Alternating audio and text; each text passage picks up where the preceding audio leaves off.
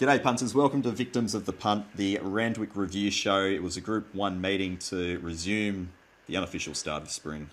And overall, there's some interesting data. I'd say it probably leans on the less than impressive side, but we'll get straight into that. Mark, Shean, I'll start with yourself. What did you think of this meeting overall, just on the review? We saw Mo'unga come from a fairly maligned bunch of three-year-olds last year to win a weight for age race, so that certainly put some question marks over our brigade of weight for age horses. And you got these stayers flashing down the outside as well from what seemingly looked to be an impossible position, so maybe Zaki is a world beater. That's a very good point. Rob, I'll throw to you. This must be pretty difficult for yourself. Obviously, you've got a lot of horses resuming, and the first thing you'd want to be doing is sitting on course and analysing them. How did you find the day overall? A little bit frustrating. I got some close seconds. I thought my horses sort of ran well, but didn't quite get the job done. I might have to review that the 4-year-olds are rubbish, as 2 of them kind of won. But I think Mo'unga couldn't have had a better run. Anyway, we'll get to that race. But yeah, it was okay. Yep. And Mark Rhoden, did you have any thoughts immediately at the conclusion of the meeting? Yeah, I thought the same way about the Group 1 race. I thought it was messy and pretty ordinary. It's a frustrating day for me too. I wasn't in a particularly good mood after this, sort of all around them, and it was that kind of day. Yep. Okay. Look, we'll review the same races that we previewed on Friday, in that they are races 6 through 10. We'll start with the Silver Shadow, the Group 2 for the 3-year-old fillies. Swift Witness has managed to get over top of Latino Blend, 4 moves ahead. They've got an even tempo here, 1.9 lengths fast to the 600. Rob, I'll start with yourself. Did you have any interest at all in the Silver Shadow? Yeah, I had my biggest play of the day was on the favourite here. It just got out to that price where I can get involved with shorties around that 260, 270 mark. Yep. Watching the race, I was a bit dirty with J-Mac. I thought he should have gone forward, and the horse didn't settle.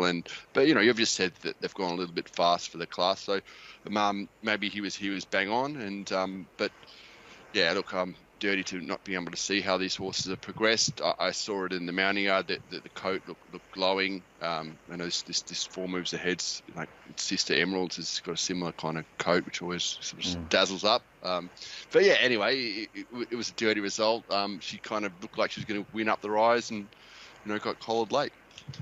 Mark, Shean, any thoughts initially out of the Silver Shadow here? I backed 4 moves ahead. I was quite disappointed with her. She did a few things wrong in the race, though. She really wanted to pull from the 900, despite the fact that they were going along at a bit of tempo. The winner, it's hard to bag the winner. It sat 3 wide and a limb outside the lead. Maybe by that race, I'm pretty sure the inside was a little bit off after about race 3, in my opinion. But still, sitting 3 wide and a limb outside the lead's never really a great spot, and she fought them off. She looked brilliant before she won, the week before the Magic Millions, I should say, and she started favourite in that, and she went backwards after that. Maybe that gassed her. She looks to have come back well. I can't get a lead on these trials from Waterhouse. They look to be all flat to the boards. You don't know if they've got 6 lengths up their sleeve or they've got a fingernail up their sleeve. So, it tricked me, but she was ready to go on the day. Mallory looked most unlucky, though. You don't know if she'd got out. She might have got the job done. Yep. And obviously a speedy recovery as well to Brenton Abdullah, who has fractured, I think, one of the vertebrae in his neck, but it sounds like everything's stable enough from that point of view, but it's still not anything that you wish to occur on the track. Mark Rhoden, did you have any thoughts coming out of this race? Yeah, I was on Mallory at the price. You can't say for certain she would have won, but she didn't really get a chance. She never got clear, and she just looked to have grabbed the bit and be trying to make a run, and she ran straight onto heels, and then the jockey had to clock off after that. They finished in a bunch. Yeah, credit to the winner, did it tough, but the time's nothing breathtaking here, and they finished in a bunch. It was a bit of a messy race. I'm not sure how good these are. I don't know if 4 moves ahead's made that next step. It doesn't look like it on the evidence of this. Not overly enthused about them as a group. And just on Mallory, who did look unlucky, I was on it because I thought this was the day. Her best run last time was first up. Mm-hmm. Then she was probably outclassed after that. so I can't completely bin her, but I just had the impression she might be a fresh horse. She'd trialled well coming to this Saturday mile run today. I don't know if I'm going to get a chance to get any money out of it. Okay. Well, speaking of data that's not overly enthusiastic, here's race 7, the show County Quality. They've gone 10.9 lengths slow to the 600, which is extremely slow. And Private Eye has shown very good splits off that very slow tempo to knock off Embracer. You had Ice Bath and Splintex there to finish 3rd and 4th. Rob, I'll start with yourself. I backed Ice Bath. Yeah. This is a horse that I've backed many, many times, and I thought she was great. I thought she was 3 wide. She loomed in the straight and knocked up late. She's a sort of a gross type. Lizzie said she was praised as good as she ever has first up, so I took that. And Splintex just got, you guys were tipping it on the preview show at a good price, and it just got too short for me, so I had to let that go. But yeah, it's another good run. I think Ice Bath's worth following. If she gets a wet, she's not just a wet tracker. Okay. Mark Shean, your thoughts coming out of the show County here? Yeah, well, I thought this winner paraded a lot better than he had at his 2 previous preparations. He'd sweated up on both occasions, and he didn't turn a hair there on Saturday. Not that we got to see much of the mounting yard on Saturday. It was a fair dinkum farce. I don't know how you blokes put up with it. For people who don't go to the races, just honestly, watching the races, there's a lot of numbers all over it. And then I think in the Group 1 race, they showed about 6 horses, and then you saw their ass coming up the tunnel like fair dinkum. Anyway, back to race 7. Paraded great, Private Eye, compared to previous preparations. Splintex probably got on the worst part of the track as it turned out, but he did get a very soft lead in the early stages. Look, he went okay. He'll probably improve off the run, but I do think right on the fence by that stage of the day was no good. And Ice Bath, a good run. Prime Star just got in an awkward spot there, was 3 and 4 wide, and I think his run was okay. But I think the winner's certainly the one to follow. Okay. Mark Rhoden, anything to come out of this race for you? Private Eye, yeah, outstanding sectionals, admittedly off a slow pace, but he's got a terrific turn of foot. Yep. I know Joe Pride's got very ambitious plans for him, but his prep may be aiming too high, I don't know, but there'd be nothing from that performance on Saturday to dissuade him from pressing on down that path towards the Everest and the Golden Eagle. Terrific turn of foot. Happily, I got on him when he got to double-figure odds. I've got probably the top odds, Intex and Shat, who both were rails in run and either disappointing or worse ground. Yeah, they certainly didn't finish off. So for me, personally, lucky to get on Private Eye, who had that, one of that great turn of foot. Excellent run, Ice Bath, who will be better on soft ground, of course, too. Yep. Okay. The Group 1 feature, the Winx Stakes, 1400 metres, weight for age. Moanga probably lobbed in the absolute perfect dream spot and knocked off Very Elegant, who was 3 wide, no cover for probably the second half of the race. She's ideal. Loomed down the outside with the horse at Kiai Natik, the Japanese horse, having its first start. I wonder how I'm going with that. Cascadian, Think It Over, they all sort of loomed at one stage at one or another. And look, again, an even tempo here, 1.9 lengths fast to the 600, but the overall figure, none of these horses have broken the class benchmark on Punting Form's data. If you're relaying that back, it's for a Group 1 race, weight for age, 1400 metres. Doesn't look particularly good data-wise from that point of view. Rob Scurry, did you have any thoughts coming out of this race? I stayed out for the subscribers. I nearly backed the champ, Very Elegant. I thought her run was easily the best in this race. Found something on Moanga in the run. I could just see it was just that perfect spot behind Very Elegant. Looked to have it. And I'm not sure what to make of these. I remember, if you remember Mark Rhoden, I said Think It Over couldn't win first up last time it ran because it looked so fat.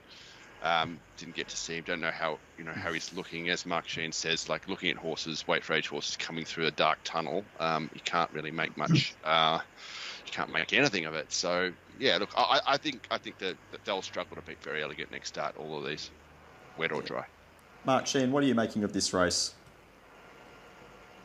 Well, it's a head scratcher to me. I thought he was probably a bit aggressive on Very Elegant to start with, maybe just to get her to jump. But I didn't think I'd see her punching up into 3rd or 4th spot there.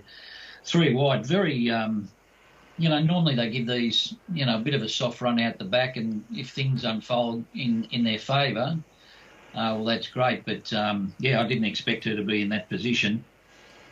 Mwanga, I think Tommy Berry, as Rob said, the ride won the race. He just got on Very Elegant's back, 3 wide. With cover was certainly the place to be by that stage of the day. And She's Ideal, well, I fell into her in the Sydney Cup last year in the worst going, and that was a terrific run. But obviously Ray Charles saw that on Saturday. It was a massive run coming from the back, and she's on target for the Metrop, and, might even be onto the Melbourne Cup, a race like that. Cascadian, well, I did see it in the yard. It was one of the 3 I did see, and it looked no good to me. Okay, interesting. Mark Rhoden, are you following anything out of this race? What's interesting about Cascadian, I thought he ran quite well. Maybe he just... Yeah, I just thought he looked just thought he looked no good in the coat, and sort of not... look, he's not a great horse to look at, is he, Rob? He's something about him. But he just looked woolly in the coat to me, and a fair way off peak condition. That stable can be like that. Yeah, they can. They can, and they can still run well, even when they look like that. What's the other thing of theirs that flashes home down the outside? It always starts under. Creadiris. Yeah, Creadiris. Yeah, he was like, I saw that at Kenzo. I thought, can't win. And why is this $1.90? Well, it was because it was a group horse against. You've got to probably be a bit more screwed down than. Yeah, exactly. Yeah. At Kenzo Wednesday. I thought Cascadian went okay. He probably just peaked on the run in the last 20 or 30 metres, but it seemed to be working. It got a really heavy bump from the side at about the 200, which seemed to cost a little bit of momentum. I'm not arguing it should have won, but he still went okay. Mwanga, perfect run. I got him completely wrong. I wouldn't have taken 50s Mwanga before the race. I mean, he belongs at this level. There's always chatter on social media about, the pattern and group races and stuff. It doesn't matter. They're just fields of horses, and you just try and find a winner. I'm sort of sick of arguing about what constitutes Group 1 and Group 2, and it doesn't. At the end of the day, it doesn't matter to us. But, Mark, do you think him getting back on dry ground was? I know he won the Guineas on a wet track, but he took on the older horses in the Queen Elizabeth and also the Doncaster on wet tracks, and he was found wanting. Yeah, I mean, everyone had a big opinion of him in the spring, and he did win the Guineas, and I think we've all maybe just been a bit too harsh on this group of 3-year-olds, maybe because the older horses aren't anything special either. I think I don't think any of them are particularly, outstanding. Very Elegant on wet track, I think has the capability of being outstanding. The rest of them are all sort of, it depends on the day, and Ryan's got the right run on Saturday. I think She's Ideal, 2 miler flashing into the third. There we go. I mean, I think that says something about the quality of the race too. Great run from her, but I think that says something about the quality of the race and the 4th horse. I mean, if you can complete the course in a big race in Japan, you're probably competitive over here. They're formed much better than ours. And he's the other Japanese horse's brother, isn't he? Fierce Impact. Yeah. So this horse could be competitive in these sort of races going forward too. So not a great race, and I suspect it's going to depend. These weight for age races on the conditions on the day. Like if Very Elegant cops a wet track, it's probably odds on next time. Yep. Okay. Let's have a look at the toy show. Race 9 over 1,100 metres, which is a Group 3 for the fillies and mares. Slow tempo here, 3.5 lengths below the class benchmark to the 600. And Fituese's run over the top of Great News for Jean van Overmeer and John Thompson. Rob Scurry, I'll start with yourself. Fillies and mares, usually your ballpark. Did you find anything here? I was a bit dirty on this. I thought I backed Written Beauty and Great News, and I thought, no intent out of the gate. Didn't even try and anything, and I'm not sure about the ride on Great News. I'm sorry, on Written Beauty. Look, the Fituese back on a dry track seem to get the right run and in the right part of the track and just blouse me. So I'm dirty on the race. Don't know what to say. I can't really comment on how they look first up and stuff. I mean, look, Written Beauty has reeled off some very impressive late sectional splits, but coming from basically last in a race where it's gone 11.5 lengths slow to the 600, so I'm not sure you really find out much there. But what was he doing out of the gate? Well, she has done that before, though, hasn't she? Not as bad, but she can be a bit tardy. But he just showed no. Anyway, it just looked like they were barely there. Yep. I wonder if he was worried about the inside and, wanted a half Mr. Start to get off the fence as soon as he could, possibly. He certainly wasn't keen to take part early. You're right there. Yeah. Mark Shean, any thoughts out of the toy show? Well, yeah, I think it was just a matter of the winner getting back on dry ground. She was 4 wide, but she found cover on the back of Great News, who had to face the breeze. Great News looked great in the yard from what I saw, and ended up having something on first and second of the only race I won on all friggin' day. I thought Forbidden Love was a good run here and an unsuitable trip. Thought 1,100 metres well short of her best and probably likes her toe in a bit, so she'd be trying to get into that invitation race, I suppose. So I thought she hit the line quite well over the concluding stages, but, I think Great News was certainly the run of the race considering where she was trapped, and but she can train off. She was a bit flat second up last time in after a brilliant win first up, so be interested to see how she does go second up. Away from that, it was just sort of standard sort of stuff, I think. Yep. And obviously there was some market support there for Forbidden Love there, Mark Rhoden. Yeah, there was. That surprised me. I agree that she's a 1,400 metre horse, at least I think, at her best. Not a hell of a lot more to add. Great run, good run, written beauty from had to become an ordinary barrier by this time of the day. Fituese dry and terrific run, Great News. Not much more to add, to be honest. Okay.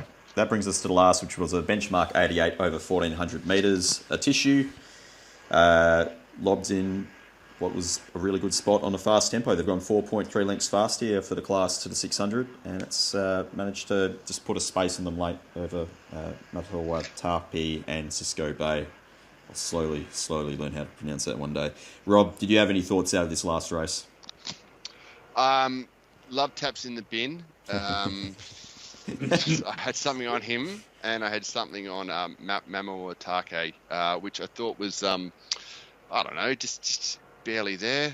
The winner was never going to beat it, but he just was didn't really seem that keen to get out of the gap and really find the line. But maybe he's saving the horse for next start, or I don't know. It just looked a bit of a soft ride, let's say, from Josh Parr on Mamawa Take, but. Not much here. I don't think the winner is probably the horse to follow. Yeah. We did also mention on the previous show, Mark Shean, that Big Boy Roy could be a little bit disingenuous at times. Is that what you thought here?